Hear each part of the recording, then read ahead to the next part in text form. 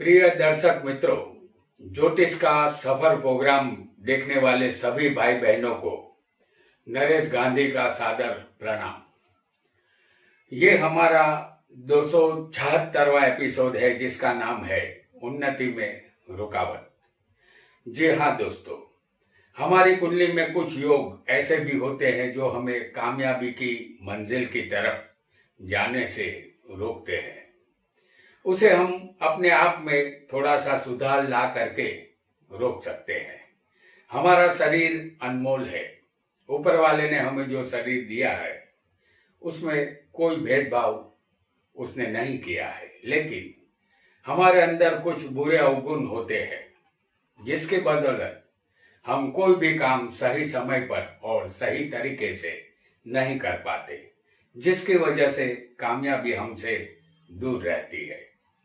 और इसीलिए कहा भी गया है, कल करे सो आज कर, आज करे सो अब। यानी इन्हीं शब्दों में कामयाबी की चाबी छुपी है। लेकिन कुंडली में कुछ योग ऐसे भी बन जाते हैं जो इंसान को कामयाब नहीं होने देते, और हम और हमारे अवगुण हमें बीच रास्ते में भटकाते हैं। यदि हम अपने अंदर थोड़ा सा बदलाव लाए तो हम भी जिंदगी में कामयाब बन सकते हैं। प्रकृति का नियम है कि बिना मेहनत के कोई भी कामयाब नहीं होता। कामयाबी उसके ही कदम चूमती है जो दिल से मेहनत करता है। कुंडली देखकर एक पल में ही जातक में कैसे गुण या अवगुण होंगे, इसे हम आसानी से जान जाएंगे। तो आइए जानते हैं हमारी उन्नति में रुकावट लाने वाले उन योगों को। हमने आपके सामने एक कुंडली रखी है जिसमें सिर्फ लग्न लिखा है। आपका लग्न कोई भी हो सकता है। आपकी कुंडली में किसी भी स्थान में अगर सिंह राशि का सूर्य होगा, जैसे आपके सामने हम कुंभ लगन की कुंडली बना रहे हैं। कुंभ लगन में सिंह राशि आएगी सप्तम स्थान में, और सिंह राशि का सूर्य किसी भी स्थान में होना जरूरी है। इस कुंडली में सप्तम में सिंह राशि में सूर्य बैठा है। यदि ऐसा सिंह का सूर्य किसी भी स्थान में जातक की कुंडली में होगा तो जातक हर कार्य में देरी करने वाला होगा। हर काम होती है चलती है के तरीके से करता है। वह बहुत संतोषी होता है। माना कि संतोषी होना एक अच्छी आदत है, लेकिन आज के इस फास्ट युग में कार्य देरी से करना, कार्य करने में ढिलाई करना, कार्य को टालना, इससे जातक को नुकसान होता है। जातक अपने कार्य में सफलता अर्जित जरूर करता है, लेकिन काम में ढिलाई से जातक को उम्मीद से ज्यादा सफलता यहाँ नहीं मिलती। हर काम में ढिलाई की आदत एक अवगुण है। सिंह के सूर्य वाला जातक यदि अपने इस अवगुण का त्याग करे तो वह किसी भी क्षेत्र में सफल हो सकता है। इसलिए होती है चलती है का तरीका यहाँ जातक को छोड़ना होगा। आइए एक और योग को भी हम समझेंगे। आपका कोई भी लग्न हो, सूर्य शनि मंगल और राहु सभी प्राप्त ग्रह चौथे सातवें या 10वें होने चाहिए। जैसे सूर्य मंगल राहु और शनि, सूर्य मंगल राहु और शनि चौथे सातवें और 10वें स्थान में होने चाहिए। जैसे हम आपको दिखा रहे हैं, सूर्य मंगल राहु और शनि सूर्य, मंगल, राहु और शनि चौथे, सातवें और 10वें होने चाहिए। तो इन ग्रहों के साथ अगर कोई भी शुभ ग्रह न बैठा हो, इसे सर्प योग कहते हैं। ऐसा योग जिस जातक की कुंडली में बनेगा, हालांकि ये 3 में से किसी एक स्थान में ही ये योग बनेगा। सूर्य, मंगल, राहु और शनि किसी भी एक स्थान में, पहले माफ कीजिएगा, चौथे, 7वें या 10वें, इनमें से किसी भी एक स्थान में ये योग बनना चाहिए कुंडली में। तो यह एक, समझ लीजिए, ऐसा योग बनने पर वह इंसान एक जहरीला इंसान होगा। उसकी वाणी कड़वी होगी, वह क्रोधी और तामसी स्वभाव का होता है। वह चालबाज और अपने मुंह मियां मिट्ठू बनने वाला होता है। वह अपनी तारीफों के पुल खुद ही बांधता है। दूसरों के शुभ कार्यों में रुकावट पैदा करके खुश होने वालों में से ऐसा व्यक्ति होता है। और ये व्यक्ति क्रूर और दयाहीन होता है। ऐसे जातक को चाहिए कि हर सोमवार के दिन महादेव के मंदिर जाकर दूध, पानी और चुटकी भर काला तेल मिलाकर उनका अभिषेक सर्वप्रथम नाग पर और बाद में महादेव पर, क्योंकि नाग राहु है और महादेव भोले भंडारी है। तो इस तरह सबसे पहले नाग के ऊपर और वो अभिषेक अगर करेंगे तो ये सर्प योग धीरे धीरे शांत हो जाएगा। आइए एक और योग को भी हम समझेंगे। आपका यहाँ कोई भी लग्न हो सकता है, किसी भी स्थान में मंगल अगर मिथुन राशि में जातक की कुंडली में होगा तो जातक महाआलसी होता है। जैसे हम यहाँ पर आपको दिखा रहे हैं, आपका लग्न कोई भी हो, अगर मंगल मिथुन राशि में बैठा होगा किसी भी स्थान में, ये मिथुन राशि आपकी कुंडली में किसी भी स्थान में हो सकती है। हमने एग्जाम्पल के तौर पर 10वें स्थान में आपको दिखाया है, लेकिन जिस स्थान में भी मिथुन राशि हो उसमें मंगल का होना जरूरी है।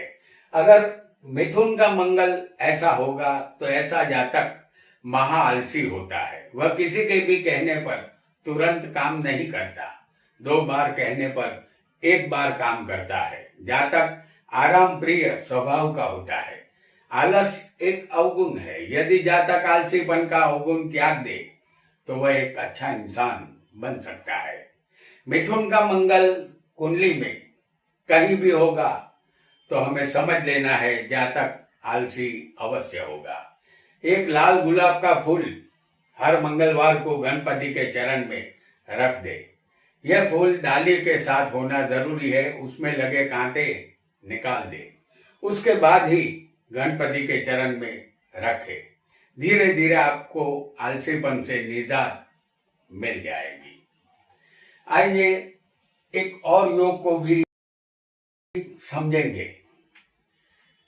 आपका यहाँ कोई भी लग्न हो सकता है। यदि आपकी कुंडली में 12वें स्थान का मालिक चौथे स्थान में बैठा हो और 12वें के मालिक के साथ चौथे के मालिक की अगर युति भी हो तो जातक की तमाम संपत्ति चली जाती है। इसे संपत्ति नाश का योग कहते हैं। हम आपके लिए यहाँ लाए हैं वृषभ लग्न की कुंडली।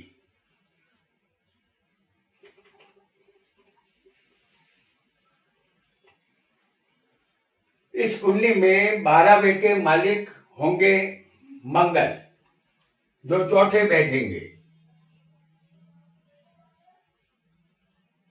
और चौथे के मालिक है सूर्य, यह भी चौथे ही होंगे। ऐसी युति किसी भी स्थान में हो सकती है। कुंडली में चौथा स्थान स्थावर संपत्ति जायदाद का है और 12वां स्थान व्यय यानी खर्च का है। 12वें का मालिक अगर चौथे स्थान में होगा तो संपत्ति खर्च हो जाती है। क्योंकि 12वां स्थान खर्च का है। यदि जातक की कुंडली में ऐसा योग बनेगा तो उनकी जो पैतृक संपत्ति होती है वह भी हाथ से निकल जाती है। यहाँ तमाम संपत्ति का नाश होता है, ऐसा हमें समझना है। अब जानते हैं एक और योग को। ऐसे योग को जो जातक को कर्जदार बनाता है। हम सभी जानते हैं कि 6, 8 और 12वां स्थान को खारे का स्थान या तिक्र स्थान भी कहते हैं। इसका शुमार अशुभ स्थानों में होता है। इस स्थानों से दुख ही हासिल होता है। पंचमेश या भाग्येश 6ठे या 8वें स्थान में बैठेंगे तो जातक अचानक कर्जदार बनता है। हम आपके लिए यहाँ पर कुंभ लग्न की कुंडली प्रस्तुत कर रहे हैं। यहाँ लग्न में होगा केतु, चौथे होगा शनि,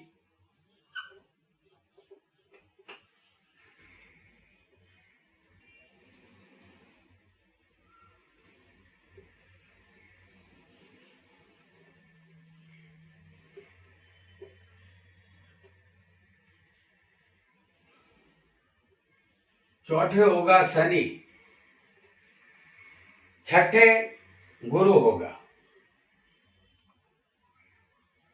सप्तम में होगा राहु और सूर्य,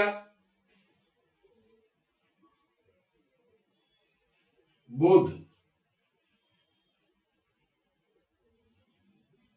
मंगल और शुक्र जो अष्टम स्थान में होंगे और 9वें स्थान में होगा चंद्र। इस कुंडली में पंचमेश बुध है जो 8वें है और भाग्येश बनता है शुक्र, वह भी 8वें ही है। जब ऐसा योग होगा तो जातक अचानक कर्जदार बन जाता है। जैसे पंचमेश और भाग्येश ये छठे भी किसी को हो सकते हैं, 8वें भी हो सकते हैं। ये दोनों अलग अलग भी 6ठे 8वें हो सकते हैं या दोनों युति बनाकर भी 6ठे 8वें बैठे हो सकते हैं। तो ऐसा योग पंचमेश और भाग्येश अगर 6ठे या 8वें बैठेंगे तो वह जातक कर्ज में डूब जाता है। संपत्ति बेचने की नौबत भी आ सकती है। ये कुंडली एक कलाकार की कुंडली है जो आज किसी परिचय के मोहताज नहीं है। आप जान ही गए होंगे कि ये कुंडली किसकी है। जी हाँ दोस्तों, अमिताभ बच्चन की कुंडली है ये, जिसे सदी का महानायक कहा जाता है। वह नामी कलाकार है। बच्चन साहब की कुंडली में भी उपरोक्त योग बना है। उनकी कुंभ लग्न की कुंडली है। पंचमेश बुध और सप्तमेश शुक्र दोनों अष्टम में बैठे हैं। इस योग की वजह से किसी जमाने में यह भी कर्जदार बन गए थे। लेकिन भला हो करोड़पति गेम शो का, जिनकी बदौलत दूसरों को करोड़पति बनाते बनाते वह खुद भी करोड़पति बन गए थे और उनका कर्ज भी उतर गया था। वह समय ऐसा था जब लोग छोटे पर्दे से बड़े पर्दे की तरफ जा रहे थे, लेकिन उन्होंने बड़े पर्दे से छोटे पर्दे पर जाने का निर्णय लिया जो कामयाब रहा और वह करोड़पति गेम शो में आ गए। उसके आगे जो हुआ वह हम सब जानते हैं, लेकिन सबका नसीब बच्चन जी जैसा नहीं होता। लिहाजा ऐसा योग किसी की कुंडली में हो उसे बड़े साहस करने से बचना चाहिए, अन्यथा पार्टी उठ सकती है और यहाँ डर रहता है। ऐसा योग बनने पर जातक कभी कभी दिवालिया भी घोषित होता है। हालांकि श्री बच्चन साहब की कुंडली में चंद्र से गुरु केंद्र में है, जो गज के श्री योग का निर्माण कर रहे हैं। चंद्र से 10वें शुभ ग्रह अम्लाकृति योग का निर्माण भी कर रहा है। उनकी कुंडली में 8वें बुध जो विपरीत राजयोग बना रहा है, सरल योग यहाँ पर बन रहा है। इनकी कुंडली में और भी बहुत से योग बने हैं जिसकी चर्चा हम फिर कभी करेंगे। तो दर्शक मित्रों, आज हमने कुछ ऐसे योगों को जाना जो हमारी उन्नति में रुकावट ला सकते हैं। आज इतना ही। आपका बहुत बहुत धन्यवाद।